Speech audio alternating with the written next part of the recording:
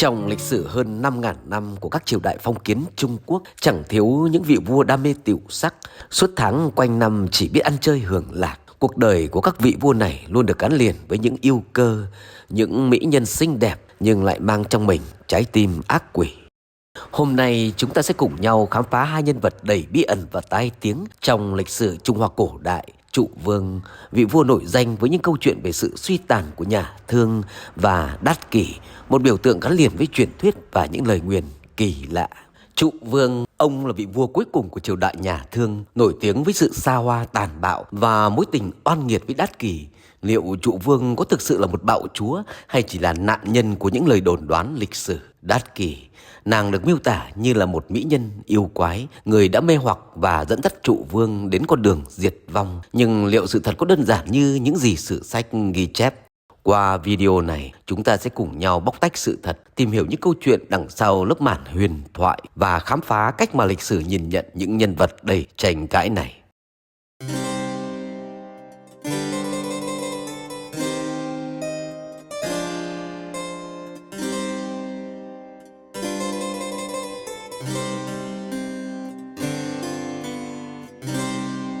Đế Tân, tên thật là Tử Thụ hoặc là Tử Thụ Đức, còn gọi là Thương Vương Trụ, là vị vua cuối đời nhà Thương trong lịch sử Trung Quốc. Ông được cho là ở ngôi từ năm 1154 trước công nguyên đến năm 1123 trước công nguyên. Theo sử sách, Trụ Vương không phải là một vị vua xấu ngay từ ban đầu. Ông là một vị vua có võ nghệ giỏi, trọng nông nghiệp. Thời kỳ đầu trị vì của ông thì triều Thương khá ổn định. Nhân đó ông đã đem quân đi chinh phạt các nơi, đặc biệt là những người Đông Di. Nhưng sau nhiều năm chinh phạt, hao người tốn của, gánh nặng chiến tranh khiến tình hình nội trị của nhà Thương xấu đi. Nhiều quý tộc và chư hầu trở nên bất bình, không muốn phục tùng Trụ Vương nữa. Bản thân ông không xoa dịu được nỗi bất bình của các chư hầu nên đã khiến họ quay sang ủng hộ Chu Vũ Vương Cơ Phát, khởi binh chống lại.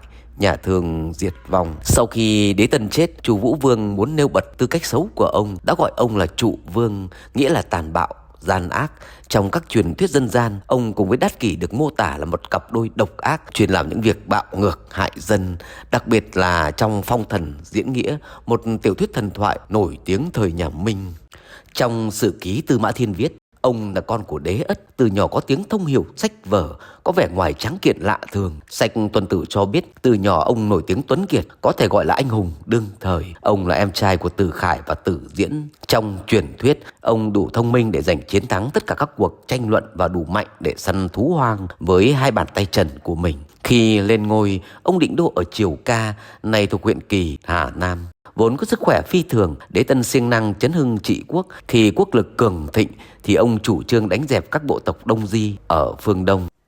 Càng về sau, Đế Tân đã biến đổi thành một con người khác. Trong những năm này, Đế Tân chỉ biết đến rượu chè phụ nữ, tình ái và sự thiếu đạo đức, thích cầm quân hơn là bản chính sự trong triều. Theo Tư Mã Thiên, ông thậm chí còn tổ chức những lễ hội với nhiều người tham gia vào quan hệ nam nữ cùng một lúc với cả các thê thiếp của ông, và tạo ra các bài hát với lời lẽ thô thiển, dâm nhạc và nhịp điệu thì nghèo nàn. Trong truyền thuyết, ông được mô tả như là chịu sự ảnh hưởng của người vợ độc ác của mình là Đát Kỷ.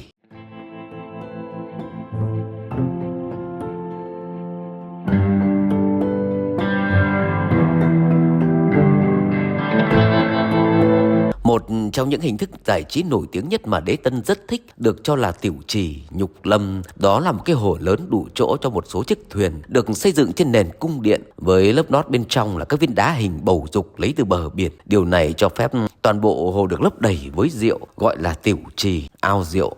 Một hòn đảo nhỏ được xây dựng ở giữa hồ với các cây được trồng trên đó, treo đầy các xiên thịt thú rừng nướng lơ lửng trên hồ rượu, dày đặc đến nỗi ánh mặt trời không xuyên qua các cây thịt xuống mặt đất, được gọi là Nhục Lâm, nghĩa là rừng thịt. Điều này cho phép Đế Tân cùng bạn bè và thê thiếp của ông lênh đênh trên những chiếc thuyền trong hồ rượu suốt cả ngày đêm, vui chơi ở đây đến mức không còn biết thời gian và thế giới bên ngoài là gì. Đây được coi là một trong những ví dụ nổi tiếng nhất của sự suy đồi và tham nhũng của một người cai trị trong lịch sử Trung Quốc.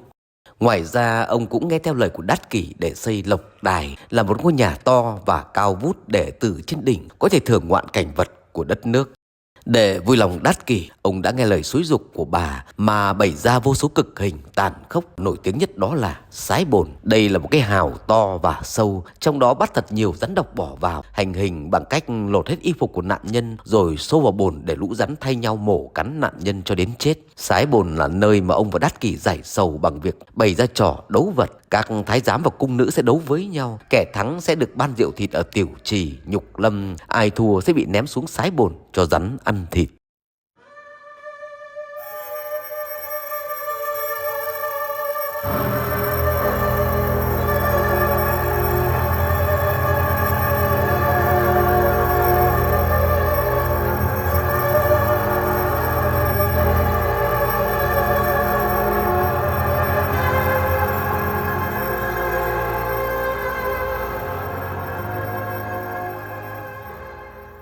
Bên cạnh sái bồn, trụ vương còn có một công cụ để chuyên hành hình khác được gọi là bảo lạc. Đây là một công cụ chuyên hành hình các quan thần. Đó là một ống đồng thật to, rỗng ruột, bên dưới là miệng lò dùng để trụm than củi vào. Hành hình bằng cách chất củi nung cho cột đồng nóng đỏ, rồi đưa nạn nhân đến dí nguyên người vào trong ống đồng, cho da thịt cháy khét. Nạn nhân dễ chết rất là thê lương. Nạn nhân của cực hình này dao động từ dân thường và tù nhân đến các quan đại thần triều đình, bao gồm cả Mai Bá. Vậy Mai Bá là ai mà lại được nhắc đến như là một nạn nhân của bảo lạc? Mai Bá là một nhân vật lịch sử trong thời kỳ cuối của nhà Thương, nổi bật với vai trò quan trọng trong triều đình và sự liên quan đến sự sụp đổ của triều đại này. Tuy nhiên, thông tin về Mai Bá trong các sử liệu cổ của Trung Quốc khá hạn chế và không rõ ràng. Hầu hết những gì được biết về Mai Bá chủ yếu là đến từ các ghi chép trong sử ký của Tư Mã Thiên và một số tài liệu khác. Trong sử ký Tư Mã Thiên, Mai Bá là một quan viên trong triều đình nhà Thương dưới thời Trụ Vương và ông là một trong những nhân vật có ảnh hưởng tới triều đình. Tuy nhiên, ông cũng có những liên quan không mấy tốt đẹp đến sự suy tàn của triều đại này. Trong các ghi chép, Mai Bá được miêu tả là một trong những người đồng lõa trong việc duy trì quyền lực của Trụ Vương, một vị vua có danh tiếng gắn liền với sự tàn bạo và xa hoa. Vai trò trong triều đình, Mai Bá được cho là đã tham gia vào những hành động vô đạo đức trong triều đình, đặc biệt là những việc phục vụ cho những sở thích của Trụ Vương và Đát Kỷ. Các hành động này có thể bao gồm việc áp dụng các biện pháp tàn bạo để duy trì quyền lực của nhà vua, thậm chí làm tổn hại đến người dân và các quan lại khác trong triều. Ông không chỉ bị chỉ trích vì sự thờ ơ với đạo lý, mà còn là sự tham nhũng và lạm dụng quyền lực. Tầm ảnh hưởng trong sự suy vong của nhà Thương của Mai Bá. Mai Bá không phải là nhân vật chính trong sự kiện dẫn đến sự diệt vong của nhà Thương, nhưng có thể nói ông là một trong những người góp phần vào sự suy thoái của triều đình. Cùng với Trụ Vương và những quan lại tham nhũng khác, sự tàn ác của Trụ Vương và sự thao túng của Đát Kỷ cộng với những quan lại như Mai Bá khiến cho đất nước rơi vào tình trạng hỗn loạn và bất công, làm giảm sút lòng tin của nhân dân và dẫn đến sự nổi dậy của nhà Chu. Mặc dù Mai Bá không phải là nhân vật quá nổi bật, nhưng vai trò của ông trong các sự kiện dẫn đến sự sụp đổ của nhà Thương không thể xem nhẹ. Cuối cùng, chính ông đã phải trả giá bằng mạng sống của mình cho cái công cụ mà ông dùng trước đây để hành hình các quan lại và các nạn nhân khác. Trước khi chết, chắc ông đã vô cùng hối hận vì đã cổ súy cho ra đời một dụng cụ hành hình man dợ đến vậy.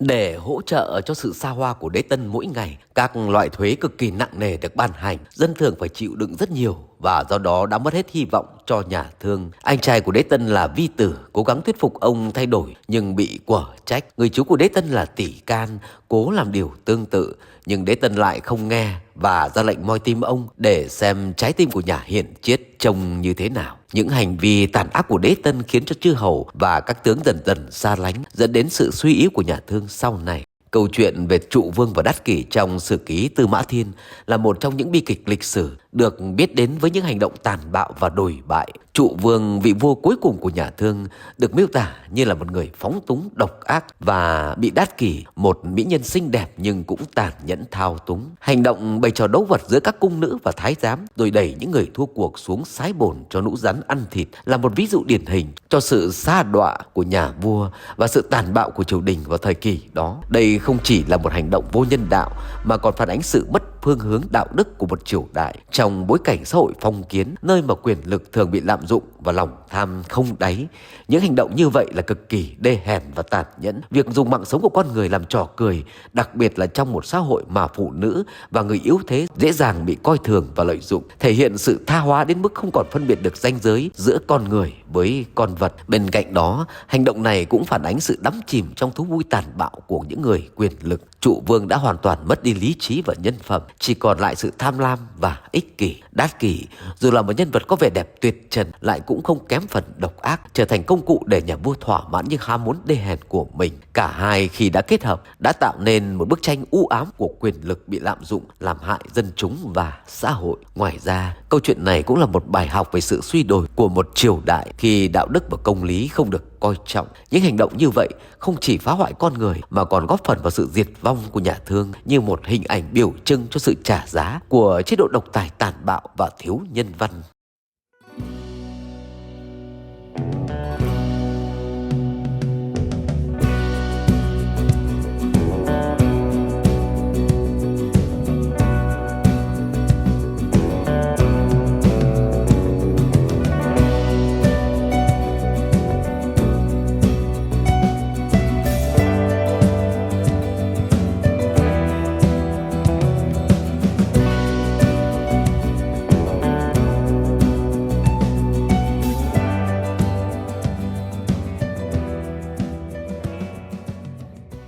Kết cục của Trụ Vương. Tây Bá Hầu Cơ Xương căm giận Đế Tân, cố tìm cách giấu mình, giả cách quy phục rồi ngầm tập hợp lực lượng để chống lại. Khi Cơ Xương mất, con là Cơ Phát lên ngôi, cùng với 11 tiểu quốc chư hầu ở phía Tây mang quân đi đánh nhà Thương. Quân Thương chủ lực ở Đông Nam không kịp cứu Triều Ca. Đế Tân hốt hoảng đành trang bị cho quân dân nô lệ. Song Cơ Phát theo kế của Khương Tử Nha mà đánh vào Triều Ca đang không có ai chống đỡ. Đế Tân biết vội rút quân về nhưng đã bị đánh bại tại trận Mục Dã. Đế Tân bèn rút về Triều Ca, lên Lộc Đài tự thiêu. Triều Thương chính thức bị diệt vong.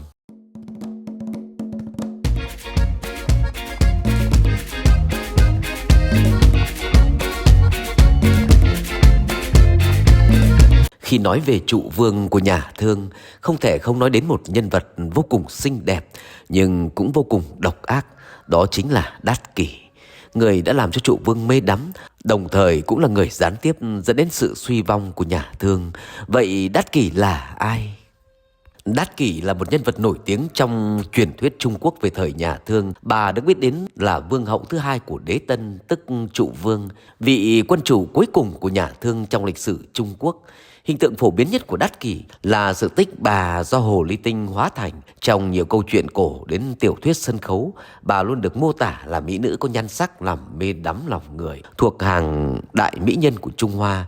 Tuy nhiên do là yêu tinh và có nhiều hành vi trực tiếp hoặc gián tiếp làm chết quá nhiều người, nên dân gian thường gọi bà là yêu cơ. Tác phẩm Phong Thần Diễn Nghĩa, một tiểu thuyết phổ biến hình tượng Đát Kỷ nhất, thì mô tả Đát Kỷ là họ Tô, là con gái của Tô Hộ, chỉ một người bình thường, nhưng trên đường dâng nạp cho Trụ Vương đã bị hồ ly tinh nhập xác để thực hiện nhiệm vụ của nữ oa, làm cho Trụ Vương mê muội và làm cho nhà Thương sụp đổ, tạo điều kiện cho nhà Chu thu phục thiên hạ.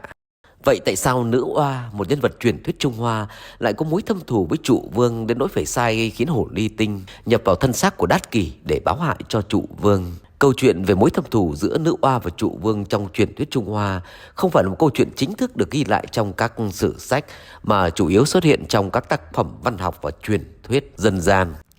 Nữ oa là một trong những vị thần quan trọng trong thần thoại Trung Hoa, nổi tiếng với vai trò là người sáng tạo ra loài người và cũng là vị thần bảo vệ và sửa chữa thiên nhiên. Nữ oa được mô tả là người có hình dáng nửa người nửa rắn, một biểu tượng của sự quyền năng và khả năng chữa lành. Trong một số câu chuyện cổ, nữ oa đã từng dùng đá ngũ sắc để vá lại bầu trời khi nó bị vỡ, cứu vãn thế giới khỏi sự hỗn loạn. Mối quan hệ giữa nữ oa và Trụ Vương, mặc dù trong các sử liệu cổ không có mối liên hệ trực tiếp nào giữa nữ oa và Trụ Vương, nhưng trong một số truyền thuyết dân gian và các tác phẩm văn học, mối thù giữa nữ oa và Trụ Vương có thể được giải thích như sau. Trụ Vương là biểu tượng của sự tha hóa và bạo ngược. Trong các câu chuyện truyền thuyết, Trụ Vương là một nhân vật cực kỳ tham lam và tàn bạo, không chỉ đối xử tàn nhẫn với dân chúng mà còn lạm dụng quyền lực một cách vô độ. Điều này khiến cho các thế lực thần thánh hoặc các thần linh khác như nữ oa cảm thấy cần phải can thiệp để cứu vãn trật tự tự nhiên và bảo vệ sự công bằng. Trong văn hóa Trung Hoa, các thần linh thường có vai trò bảo vệ trật tự vũ trụ và công lý.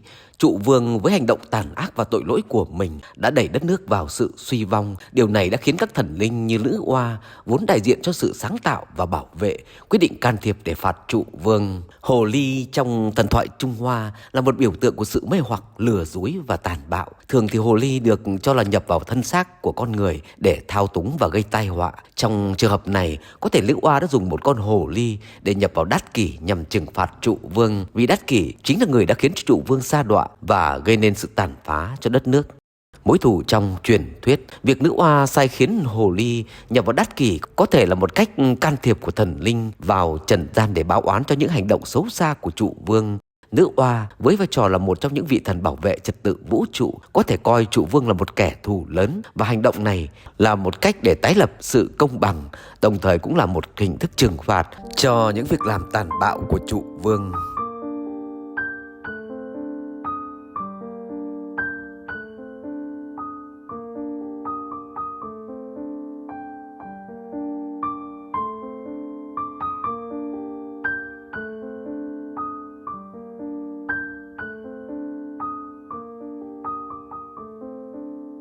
Theo các sách quốc ngữ, sử ký và liệt lữ truyện là những cuốn sách ghi chép sớm nhất về Đát Kỷ theo hiểu biết cổ thư hiện đại. Nguyên lai Đát Kỷ là con gái của chư hầu Hữu Tô Thị của nhà Thương. Đế Tân chinh phạt Hữu Tô Thị, vua của Hữu Tô Thị đem con gái Đát Kỷ vào hậu cung, sau đó rất được Đế Tân sủng ái. Đế Tân yêu thương Đát Kỷ, nói gì là làm theo, lập làm vương hậu. Khi ấy quyền hành của Đát Kỷ rất lớn, chính là vì hễ bà thích ai thì Đế Tân sẽ rất quý trọng người đó, còn bà ghét ai thì người đó chắc chắn sẽ có kết cục thê thảm. Chính vì say luyến Đát Kỷ, triều Thương thời Đế Tân đã bị diệt vong. Đát Kỷ bị cho là thủ phạm chính khiến triều Thương lừng lẫy hỗn loạn. Tương truyền, trong cung nhà Thương có một nơi dành riêng cho thú vui của Đế Tân. Ông thường cùng Đát Kỷ say mê hưởng hết các trò khoái lạc. Họ ra lệnh dùng roi đánh khắp người các con vật thật đau để hẳn lên những vết đỏ rướm máu, rồi mang nướng lên để thưởng thức, đem thịt treo thành rừng gọi là nhục lâm, rừng thịt. Nơi này được thiết kế với những hồ nhỏ.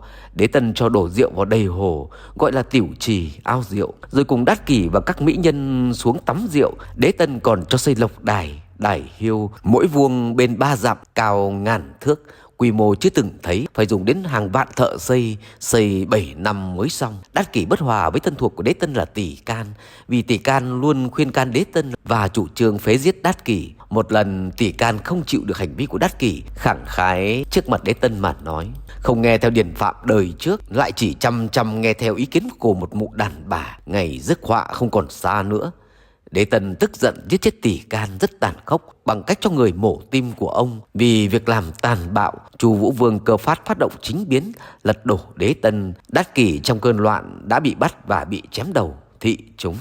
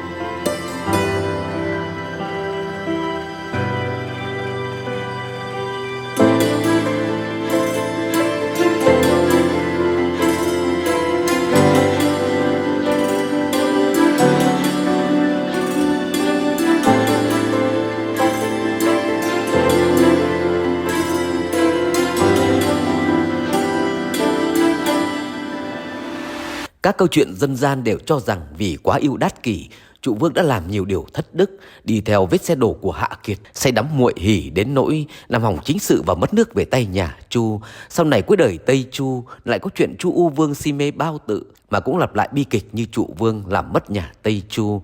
Tiểu thuyết Phong Thần Diễn Nghĩa là tác phẩm đóng vai trò rất lớn trong việc hoàn thiện hình ảnh Đát Kỷ trong dân gian. Trong tiểu thuyết này, Đát Kỷ thực ra chỉ là một con người bình thường, nhưng trên đường dâng nạp cho Trụ Vương đã bị hồ ly tinh nhập xác để thực hiện nhiệm vụ của nữ oa. Tuy nhiên do quá tàn ác, vì vậy đã bị Khương Tử Nha chém chết. Hình tượng hồ ly tinh đã trở thành một hình tượng rất đặc trưng của nhân vật Đát Kỷ. Theo nhiều nghiên cứu thì có lẽ thịnh hành sớm nhất vào thời nhà Đường và cứ tiếp tục lưu truyền cho các đời sau. Trong sách cổ, Đát Kỷ cũng xuất hiện như là một ví dụ điển hình của mỹ nhân gây họa cho đại cuộc. Sách Hậu Hán Thư ghi rằng đại thần Khổng Dung vì châm chọc Tào Tháo đã nói: khi quân nhà Chu công hãm Triệu Ca, có ái phi của Trụ Vương là Đát Kỷ tư sắc diễm lệ. Khi ấy Chu công rất yêu thích Đát Kỷ, đem về làm cơ thiếp phục vụ mình, hưởng giàu sang vui sướng. Lời này của Khổng Dung không theo tư duy lịch sử lúc ấy. Lúc đó Tào Phi cùng Tào Tháo vây hãm Nghiệp Thành, bắt con dâu của Viên Thiệu là Chân Thị làm chiến lợi phẩm. Khổng Dung nói câu này ý chỉ Tào Tháo vô đức. Sách Ngô Việt Xuân Thu thuật lại: khi Ngũ Tử Tư trông thấy Tây Thi, biết nàng ta sẽ là cái họa vong quốc, bèn khuyên can Ngô Phủ Sai rằng: thần nghe, hạ vong bởi muội hỷ, ân vong bởi Đát Kỷ, chu vong bởi Bao Tự, mỹ nhân là nhân vật gây mất nước nên từ chối. Đương nhiên đứng trước vẻ đẹp viên dáng trần của Tây Thi, Ngô Vương Phủ Sai làm sao có thể cưỡng nổi, cuối cùng bị Phạm Lãi và Câu Tiễn tiêu diệt.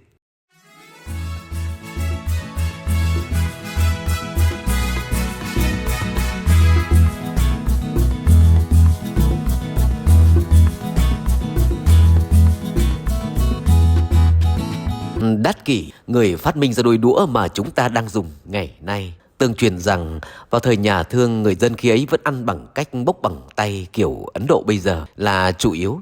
Kẻ giàu thì có người hầu dùng tay dâng cơm đến tận miệng. Vốn bản tính khát máu, việc hầu Trụ Vương ăn cơm đã trở thành nỗi ám ảnh của cả hậu cung, tính cả Đát Kỷ. Ông yêu cầu tất cả các món ăn không được quá nóng, cũng không được quá nguội. Chỉ cần một món không đạt được yêu cầu này, tất cả các đầu bếp ngự trù đều bị xử tử. Những hạ nhân bốc cơm cho vua cũng không tránh khỏi vạ lây. Trong một lần khi đang tiếp đồ ăn cho Trụ Vương, Đát Kỷ sợ hãi nhận ra rằng món này hơi nóng. Vì sợ bị phạt nặng, nàng nhanh trí dùng luôn 2 chiếc châm cài đầu để gắp đồ ăn cho vua. Vừa dâng nàng vừa thổi, nhờ đó món ăn lại rất vừa miệng. Trụ Vương cũng không nổi giận nữa. Sau đó nhận thấy đây là phương pháp an toàn nên Đát Kỷ hạ lệnh cho thợ chế tác ra đôi đũa bằng vàng để tiện sử dụng. Từ đó đôi đũa mà chúng ta thường sử dụng đã chính thức ra đời.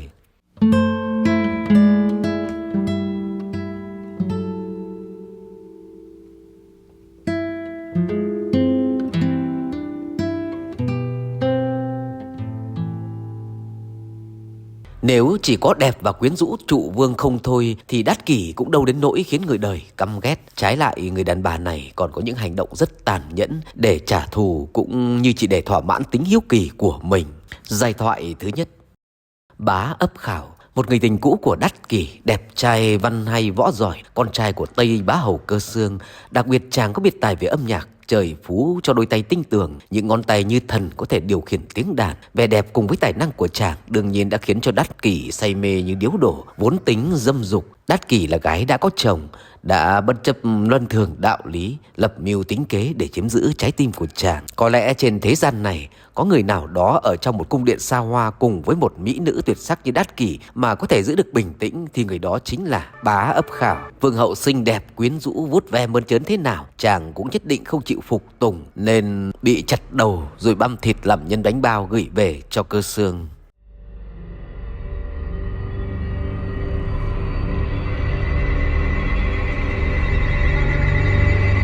Giai thoại thứ hai. Ân triều còn có một vị quan trung nghĩa tên là Hoàng Phi Hổ. Vợ là Giả Thị, có nhan sắc diễm lệ, nức tiếng xa gần. Theo lệ triều đình hàng năm, các quan phải đưa phu nhân vào cung bái yết đại vương.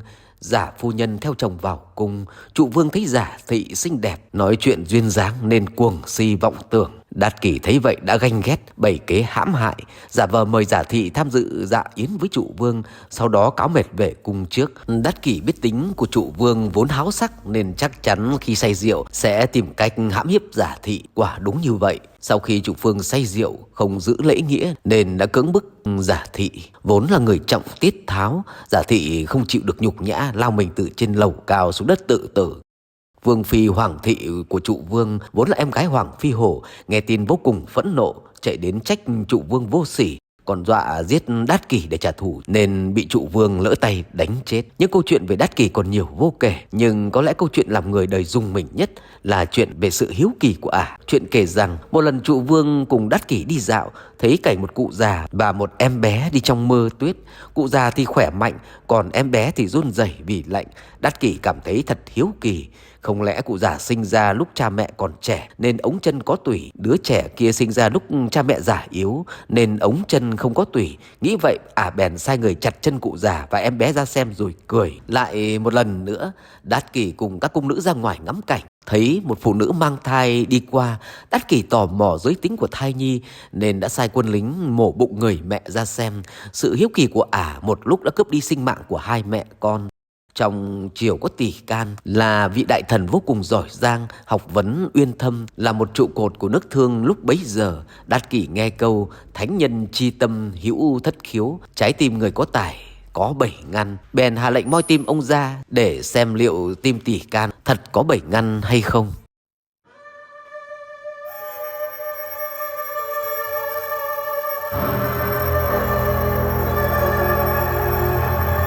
Trong Phong Thần Diễn Nghĩa, Chu Vũ Vương Cơ Phát được sự phò tá của Khương Tử Nha đã đánh đổ nhà Thương. Trụ Vương mất nước bèn mặc áo dát ngọc lên lập đài tự châm lửa thiêu và chết trong đám cháy. Trụ Vương chết rồi, Thái Bạch Kim Tinh cho mang vong hồn về sao phá quân, phong làm thần phá hoại.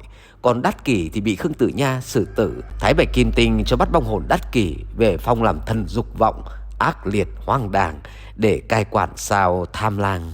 Xét về độ chơi ngông và chơi chất thì có lẽ không ai sánh được với Đế Tân, vị vua cuối cùng của đời nhà Thương, hay còn gọi là Trụ Vương. Theo nhiều ghi chép, thường có tới 3.000 người hoàn toàn khỏa thân, thường xuyên hiện diện ở Tiểu Trì, Nhục Lâm, ăn uống bơi lặn chơi đùa và làm những trò mua vui dâm dục tại đây. Còn Đế Tân cùng Hoàng hậu Đát Kỷ tọa ở trung tâm Nhục Lâm, thỏa thích tận hưởng trong cơn say của sắc dục và quyền lực. Nhưng nếu thú vui giải trí của Đế Tân chỉ quanh chuyện sắc dục thì có lẽ thiên hạ và người đời sau cũng không oán thán nhiều đến thế. Đằng này, để chiều lòng Đát Kỷ, Đế Tân đã bày ra vô số những hình phạt tàn khốc chỉ để mua vui, đáng nói nhất là sái bồn và bảo lạc, như chúng ta đã được biết ở phần trước của video này.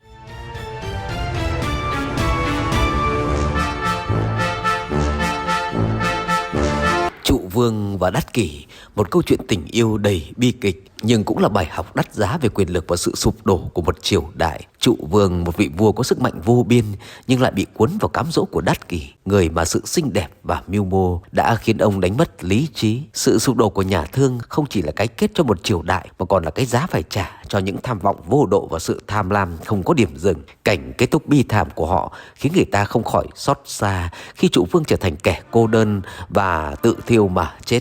Đây cũng chính là cái kết xứng đáng dưới sự trừng phạt của lịch sử. Đát Kỷ dù đẹp nhưng cuối cùng cũng không thể trốn thoát khỏi số phận tàn khốc mà do chính mình đã tạo ra. Cái kết này thực sự làm gợi lên câu hỏi lớn về việc liệu quyền lực có thể mang đến hạnh phúc hay chỉ là sự diệt vong. Vậy là cái kết bi thảm của Trụ Vương và Đát Kỷ đã cho chúng ta thấy rõ rằng quyền lực mà không đi kèm với đạo đức và lý trí sẽ dẫn đến sự diệt vong. Một câu chuyện đáng suy ngẫm. Đây cũng là cái giá của sự kiêu ngạo và tham vọng. Nếu bạn muốn khám phá thêm nhiều câu chuyện lịch sử thú vị và những bài học sâu sắc từ quá khứ, đừng quên nhấn like, đăng ký kênh và bật chuông thông báo để không bỏ lỡ những video hấp dẫn tiếp theo trên kênh Những Mảnh Ghép Thời Gian. Cảm ơn các bạn đã quan tâm theo dõi. Xin chào và hẹn gặp lại.